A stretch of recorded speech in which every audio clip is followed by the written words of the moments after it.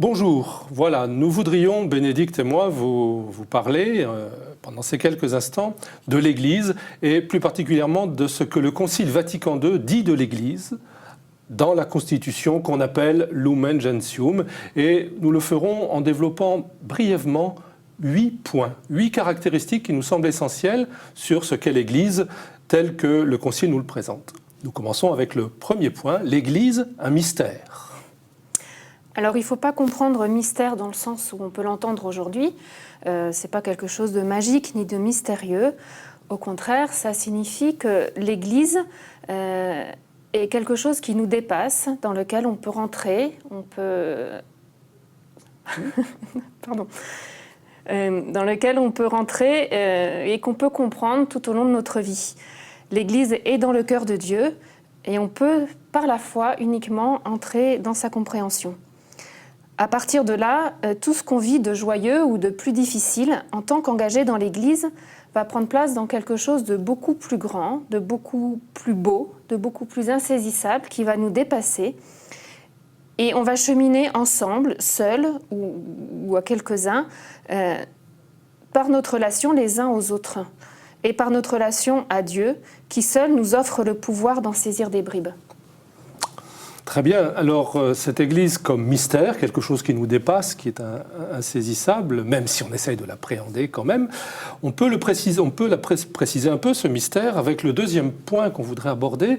Le Concile nous parle de l'Église d'abord comme corps du Christ.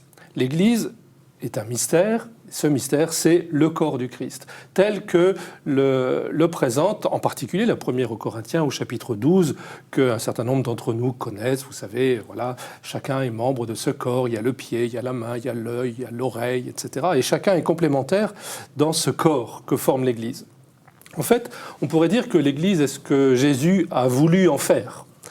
Elle est la continuation de ce qu'il est venu faire sur terre par son incarnation. Vous le savez, Dieu le Père a envoyé son propre Fils, Jésus, qui s'est fait homme au milieu de nous pour nous conduire au salut, c'est-à-dire pour nous faire entrer dans l'intimité de son Père et pour nous conduire au bonheur éternel. Et depuis qu'il est parti rejoindre son Père, depuis l'ascension, tel qu'on en parle dans les évangiles par exemple, eh bien le Christ a chargé ses apôtres d'abord et puis ensuite toute l'Église de continuer cette œuvre, c'est-à-dire de continuer à sauver tous les hommes et à rendre gloire au Père. On pourrait dire que l'Église, c'est le Christ qui continue son œuvre aujourd'hui dans la vie du monde.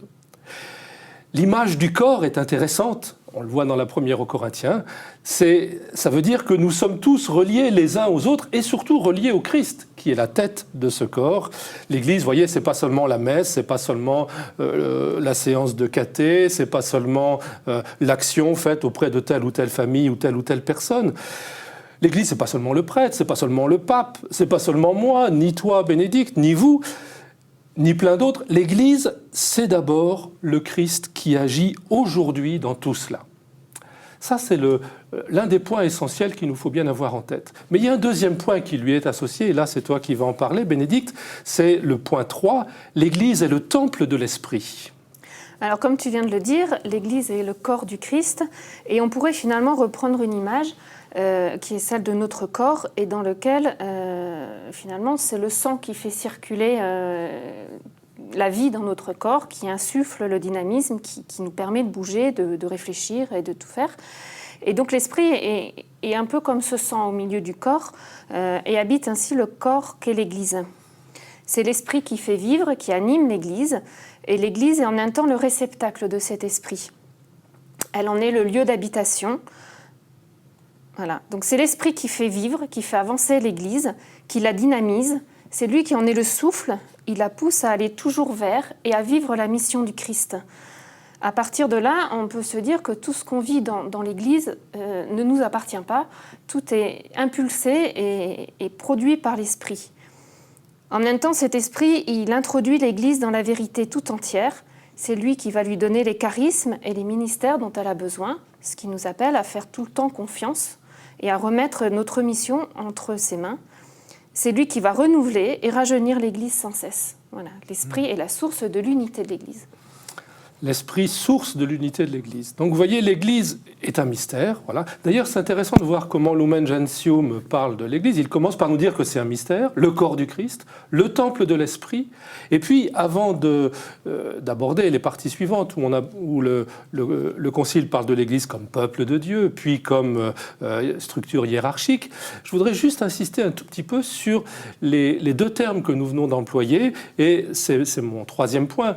Le Concile Vatican II parle de l'Église en image. S'il parle de l'Église en image, ben oui, c'est parce que c'est un mystère et on ne sait pas très bien comment l'appréhender. L'Église corps du Christ, c'est une image. L'Église temple de l'Esprit, c'est une image. Et d'ailleurs, le texte du Concile emploie encore d'autres images intéressantes, elles aussi. On dit de l'Église qu'elle est le bercail, dont la porte est le Christ, en faisant référence à ce que dit l'évangéliste Jean dans le chapitre 10.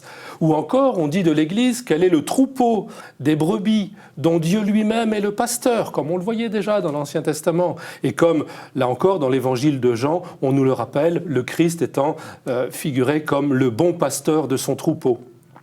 On parle encore de l'Église aussi comme d'un terrain, un terrain cultivé, le champ, que l'on va labourer, semer, moissonner. Ou encore, on parle de l'Église comme de la vigne, dans laquelle chacun compose l'un ou l'autre sarment.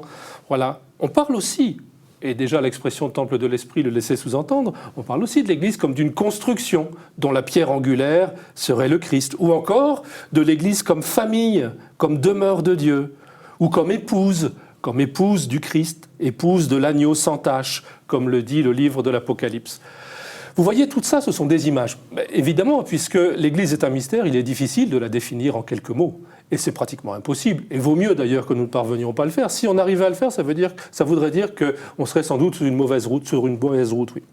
Par contre, l'emploi d'images complémentaires permet finalement, les unes à côté des autres, de nous aider à comprendre. Voilà, l'Église est ce mystère, corps du Christ et temple de l'Esprit. Mais concrètement, puisque tout ce qu'on vient de dire, là, ce sont des notions qui sont certes importantes, nécessaires, fondamentales même, c'est le point de départ. Mais concrètement, comment on peut voir l'Église ? Eh bien, l'Église, et c'est le point 4, c'est le peuple de Dieu. Alors, comme l'Église est un mystère, elle prend sens aussi dans un autre mystère, qui est celui de la Trinité. Et c'est dans ce mystère-là qu'on va pouvoir comprendre ce qu'est le peuple de Dieu. L'Église répond au désir du Père de sauver tous les hommes, et pour ça, elle a un seul et unique objet qui est de poursuivre la mission du Fils. Jésus est venu annoncer et vivre le royaume sur terre, et l'Église a son rôle de continuer cette mission.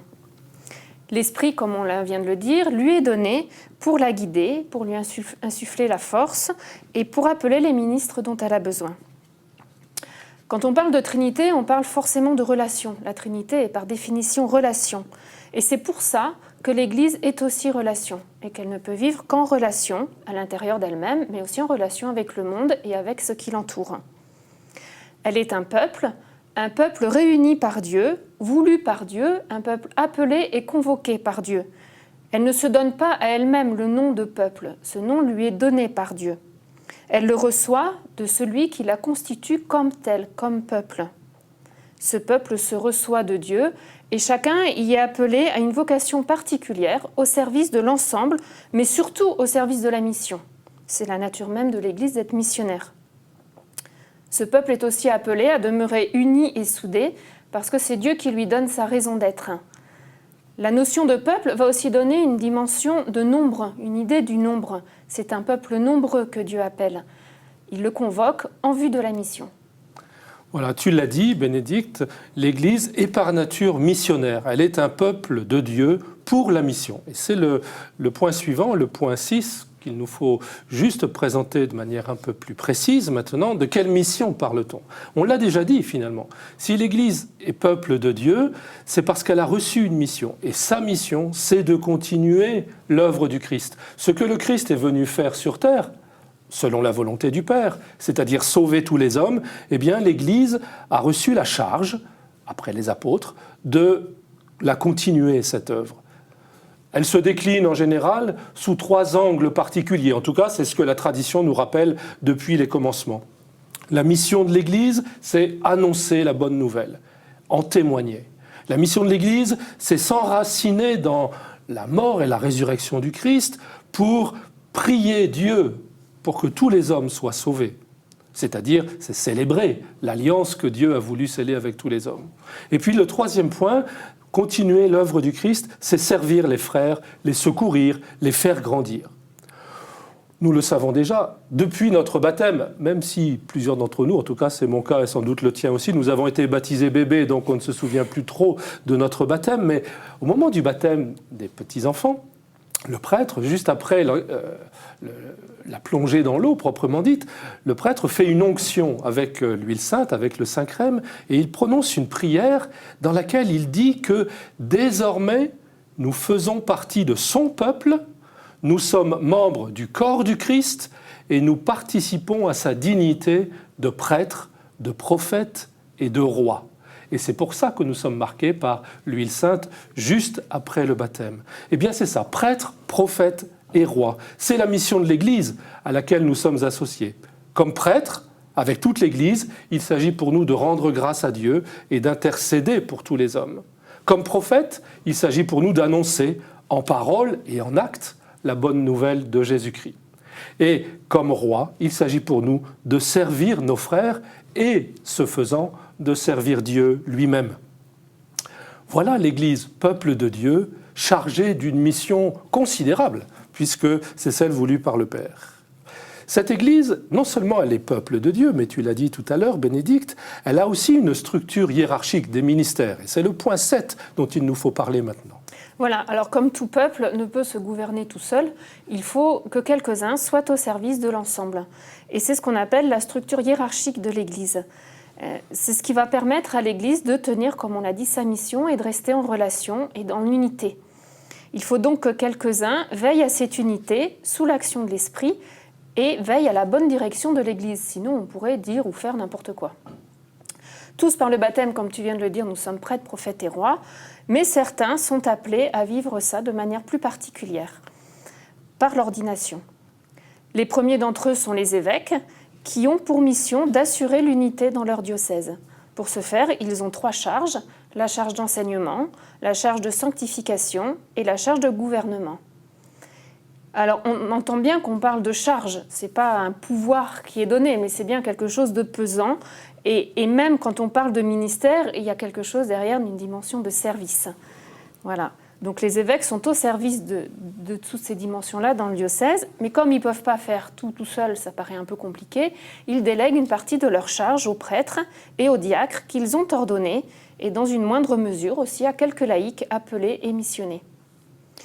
Parmi les évêques, il y en a un, le pape, qui est avant tout évêque de Rome, et lui, il a pour mission d'assurer l'unité dans l'ensemble de l'Église universelle. L'Église hiérarchique est donc le fait de quelques-uns, appelés par le Christ, ordonnés, et qui sont au service de l'ensemble du peuple de Dieu, parce que c'est bien l'ensemble du peuple de Dieu qui a cette mission d'annoncer le royaume au monde. Voilà, et c'est ça qui permet sans doute, me semble-t-il, de comprendre, et c'est le point numéro 8, la phrase un peu énigmatique qu'on trouve dès le début du texte de Vatican II, dès le début de Lumen Gentium, qui nous dit que l'Église est comme un sacrement, c'est-à-dire signe et moyen de l'union intime avec Dieu et de l'unité du genre humain. Voilà une phrase comme le Concile aime en employer, qui est parfois difficile à comprendre. Mais qu'est-ce que ça veut dire, l'Église est comme un sacrement ? Mais le fait que l'Église soit vue comme un sacrement, ça veut dire qu'elle n'est pas totalement identifiable au Christ. Elle n'est pas exactement le Christ tel que l'ont pu le connaître les apôtres il y a un peu plus de 2000 ans. Mais l'Église, elle dit le Christ. Elle dit le Christ et elle le rend présent au milieu du monde aujourd'hui. Elle est à la fois le signe et le moyen pour que nous prenions conscience que le Christ est vraiment là, dans le monde d'aujourd'hui, dans le monde qui est le nôtre. L'Église, elle fait partie de l'humanité. Tu l'as dit tout à l'heure, elle est peuple de Dieu, chargée d'une mission particulière, bien sûr, continuer l'œuvre du Christ, mais elle fait partie de l'humanité. Et dans cette humanité, l'Église, elle dit quelque chose de Dieu. Et non seulement elle le dit, mais en plus, elle le fait. C'est-à-dire que, puisqu'elle a vocation à appeler tous les hommes pour les unir à Dieu, elle est facteur d'unité. L'Église, on pourrait dire, c'est le partenaire privilégié de Dieu pour le salut de tous. Alors, il y a une petite difficulté par rapport à notre histoire. C'est vrai qu'on a tous encore plus ou moins en mémoire Ce fameux adage qui nous vient du Moyen-Âge, en fait ça vient même de plus ancien que ça, et qui dit « hors de l'Église, point de salut ». Eh bien non, c'est pas ça que enfin, on a mal compris, disons, cette phrase-là qui avait été employée par saint Cyprien au IVe siècle pour ceux qui étaient martyrisés. Non, l'idée telle que le Concile la présente aujourd'hui, c'est de voir l'Église non pas comme un chemin obligatoire, comme s'il n'y avait qu'un seul moyen d'être unis au Christ et par lui à Dieu le Père, mais l'Église est le sacrement, c'est-à-dire qu'elle est le partenaire privilégié de Dieu pour que tous puissent être sauvés et accéder à la proximité de Dieu. Et la phrase du Concile qui dit que l'Église comme sacrement est signe et moyen de l'union intime avec Dieu et de l'unité du genre humain, ça reprend bien ce que tu disais tout à l'heure, à savoir que l'Église, elle est comme la Trinité, d'abord relation. Et c'est une affaire de relation, elle est là pour favoriser la relation des hommes avec Dieu, pour permettre à tous les hommes d'entrer en relation avec Dieu. Voilà comment Lumen Gentium, au moins dans sa première partie, nous parle de l'Église. Merci Bénédicte. Merci Philippe.